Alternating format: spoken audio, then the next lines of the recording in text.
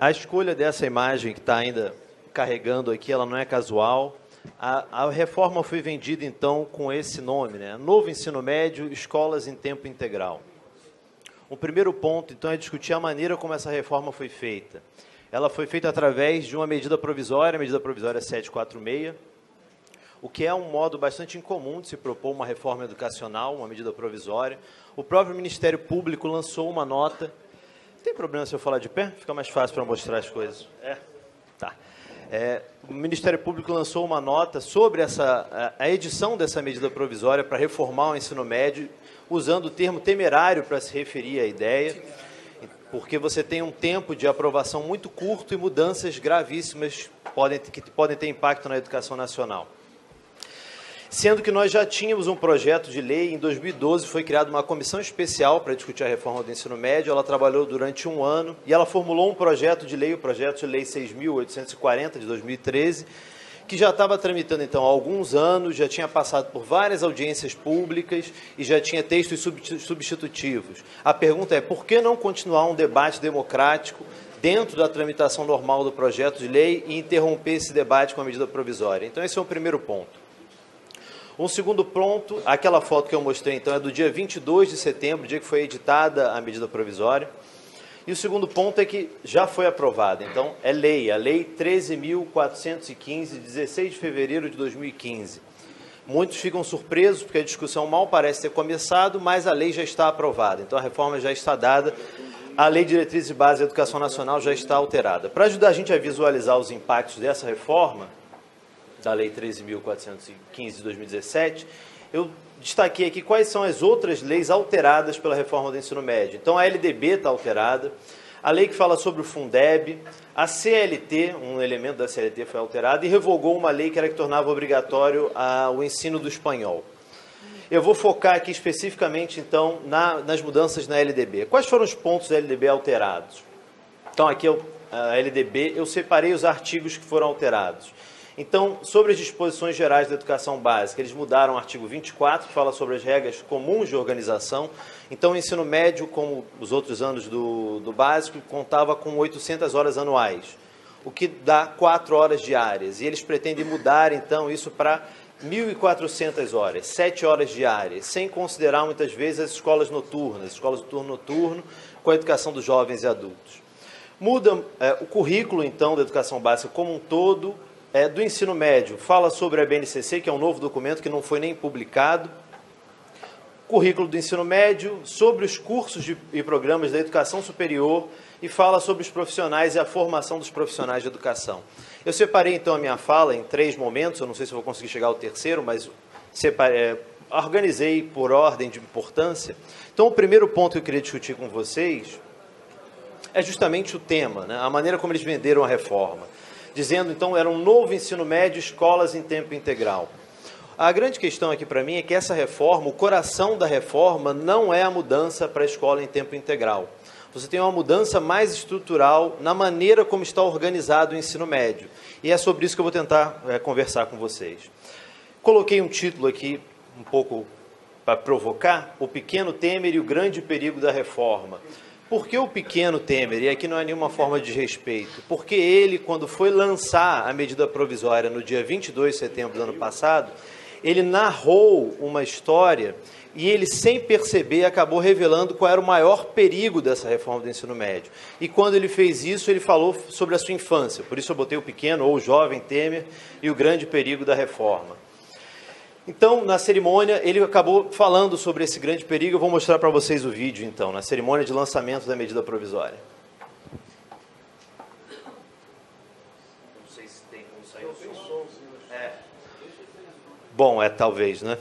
Ele está contando, depois a gente vê se o som volta, ele está contando um pouco sobre, na infância dele, num município, num pequeno município no interior do estado de São Paulo, ele estava falando sobre o fato que ele poderia escolher, então, entre o clássico e o científico. E aí depois a história continua e eu vou tentar traçar o paralelo aqui importante para entender a reforma. Então, qual é o grande ponto da reforma? Para mim, a mudança estrutural na reforma do ensino médio.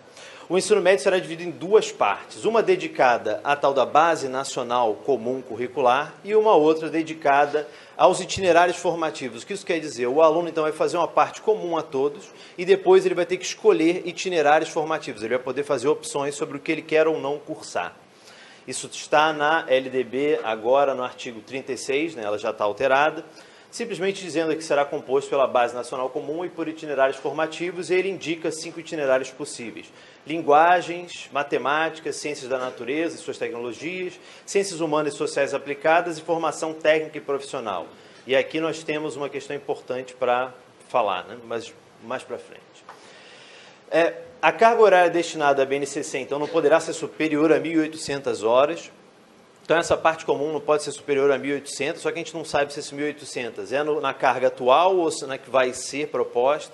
Então, eles têm falado muito sobre metade, o aluno faria o primeiro ano do ensino médio comum, a metade do segundo comum, e aí na metade do segundo ele teria que escolher um dos itinerários.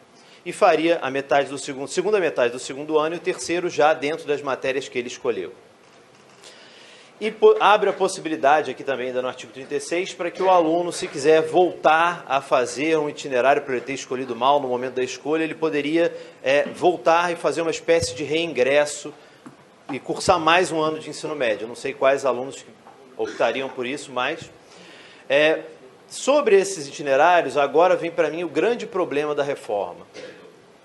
Que a reforma foi vendida como a reforma da escolha. Os alunos poderiam escolher o que eles bem entendessem e eles teriam a opção, eles poderiam escolher dentre as inúmeras possibilidades. Eu até coloquei aqui para nós vermos uma breve propaganda, não sei se o áudio vai sair.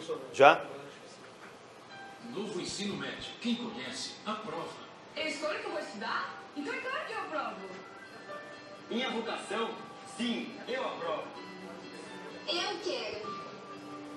Eu aprovo. Com o novo ensino médio, você tem mais liberdade para escolher o que estudar, de acordo com a sua vocação. É a liberdade que você queria para decidir o seu futuro. Quem conhece o novo ensino médio? Aprova. Acesse o site e saiba mais. Ministério da Educação, Governo Federal, Ordem e Progresso. Então os jovens se levantam e falam, eu aprovo, eu agora quero cursar. Até eu fico vendo a propaganda com vontade.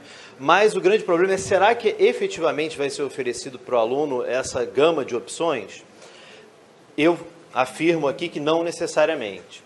Então, além desse modelo que eu mencionei para vocês, que seria metade, você tem outra possibilidade agora com a reforma. Além das formas de organização previstas no artigo 23, o ensino médio poderá ser organizado em módulos e adotar o sistema de créditos com terminalidade específica. Então, o ensino médio poderia seguir o modelo do ensino superior, com disciplinas semestrais, com terminalidade específica e contando créditos. Isso levaria os alunos, os jovens, a escolherem o que eles vão fazer para o resto da sua vida, potencialmente no início do ensino médio. Porque no início do ensino médio eles já poderiam ter que escolher, então, uma matéria do seu itinerário formativo. Imagina, já é difícil escolher no final do ensino médio, imagina no início, e a pressão em cima dos alunos por conta da existência de um itinerário de formação técnica e profissional. Agora, o grande problema, e eu vou mostrar um outro vídeo bem breve, no texto da medida provisória, você tinha um artigo muito mal formulado que falava que você teria que oferecer no mínimo 2 itinerários. Esse artigo ele foi excluído da lei, então não existe nenhuma menção a um mínimo de itinerários que cada escola deve oferecer. E aqui reside o perigo, porque essa escolha, o que cada escola vai oferecer, ela vai ser feita pelo sistema estadual. Então, se o sistema estadual olha para um município do interior e decide, não, aqui nós temos muitos alunos da classe trabalhadora, vamos oferecer em todas as escolas desse município só formação técnica e profissional. O Estado não é obrigado a oferecer para esses alunos os outros itinerários, o que é muito grave. Eu vou mostrar para vocês um vídeo agora do representante do Concede falando na cerimônia de lançamento da reforma, no dia 22 de setembro do ano passado, no qual ele fala isso explicitamente. Então, escutem. O Estado ele pode fazer uma opção de que ele trabalhe a Base Nacional Curricular Comum, ainda deixando no primeiro ano a possibilidade de já ter uma ênfase. Da mesma maneira como a escola não é obrigada a ofertar as 5 ênfases. Então você pode ter o Estado definir que uma determinada escola ela vai estar concentrada numa ênfase X, uma ou até 2 ênfases, Eu posso ter escolas com 5 ênfases, eu posso ter escola mais focada na educação profissional como ênfase e assim por diante. Então, ele falou explicitamente, a escola pode oferecer só uma ênfase, só precisa oferecer uma ênfase. Então, imaginem um aluno do interior do estado do Rio de Janeiro, num município onde as escolas oferecem apenas um itinerário. Então, onde é que fica a escolha para o aluno, que foi tão vendida nessas propagandas? Percebem? E aí entra a narrativa que eu mencionei para vocês do próprio Temer no lançamento da medida. Ele, sem perceber, ele narrou o maior perigo dessa reforma na história que ele contou. Então, eu vou mostrar para vocês essa narrativa. Eu folgo em vir a este plenário num instante em que se inova o ensino médio. E a história da educação é uma coisa curiosa.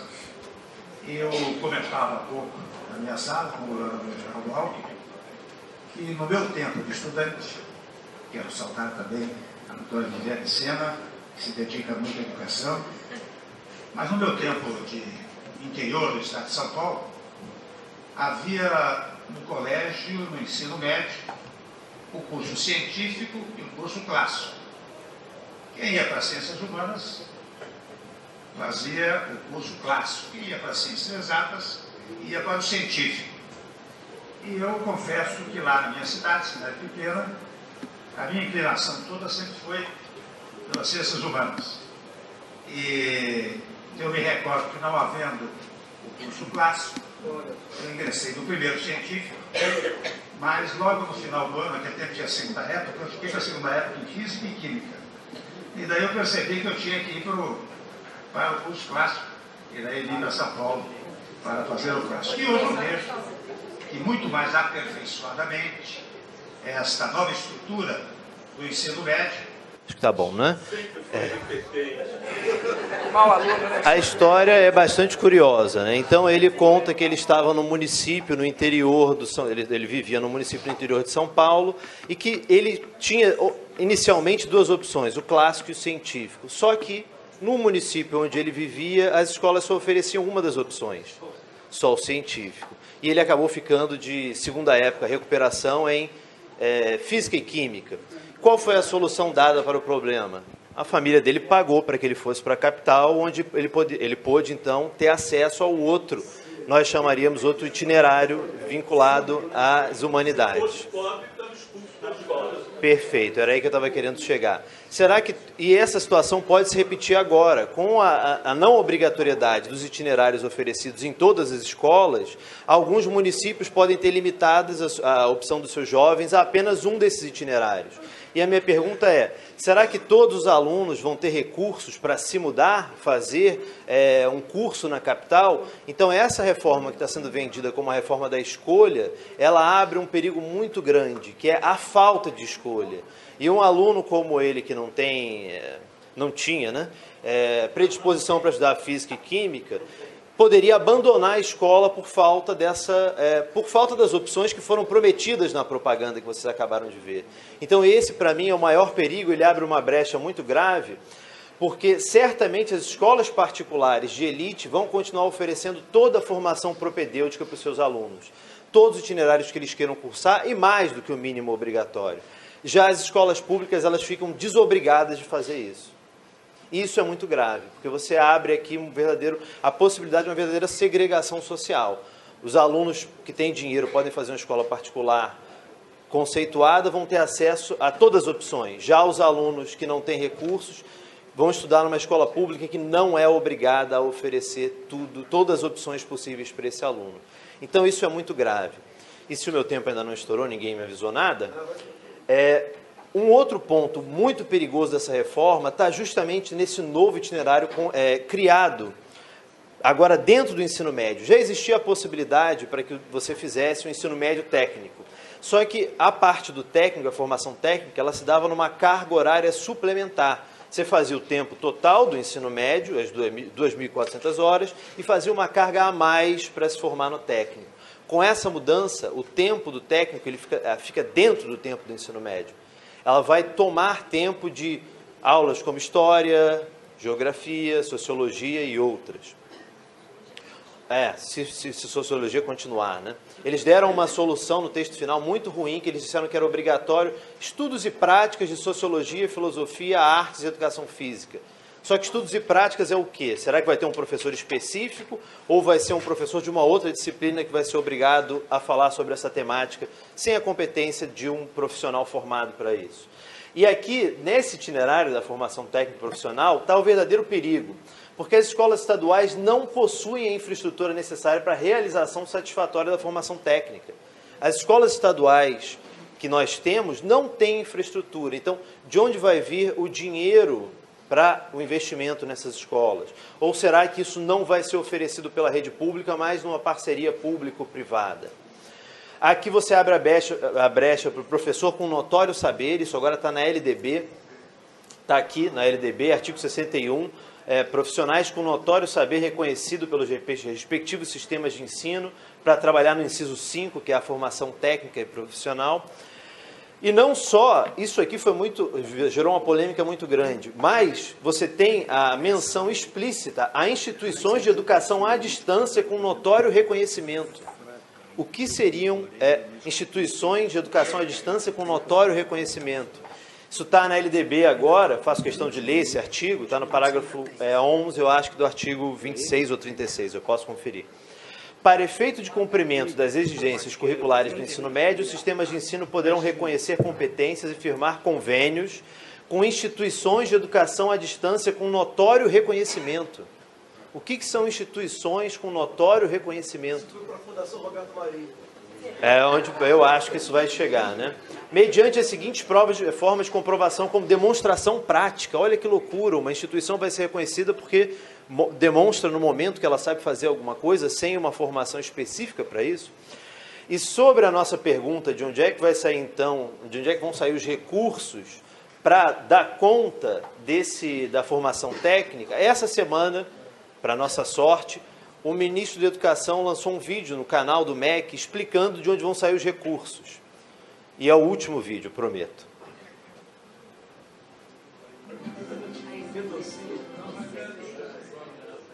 Ministério da Educação vai encaminhar uma carta-consulta ao Banco Interamericano de Desenvolvimento para que novos contratos de financiamentos sejam firmados.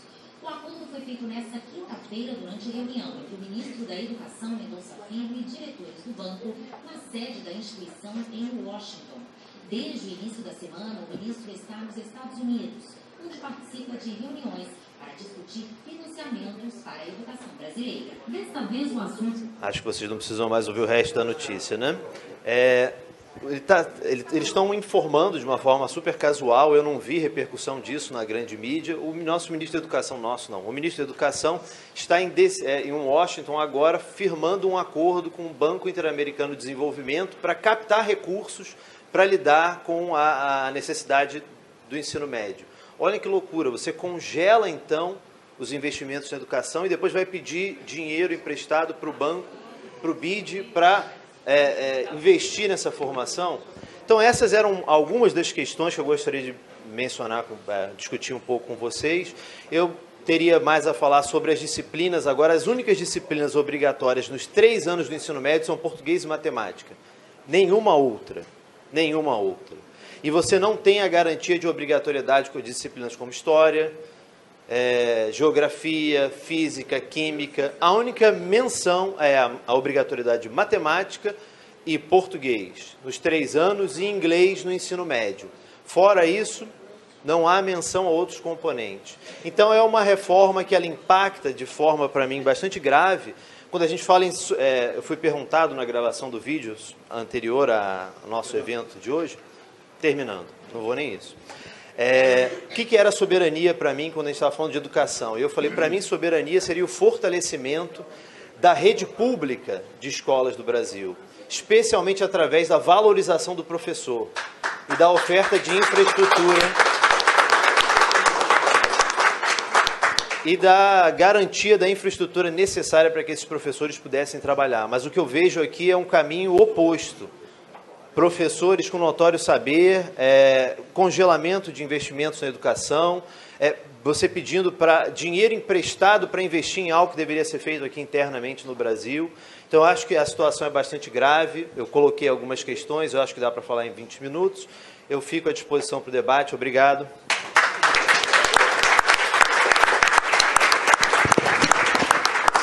Obrigado, professor Fernando.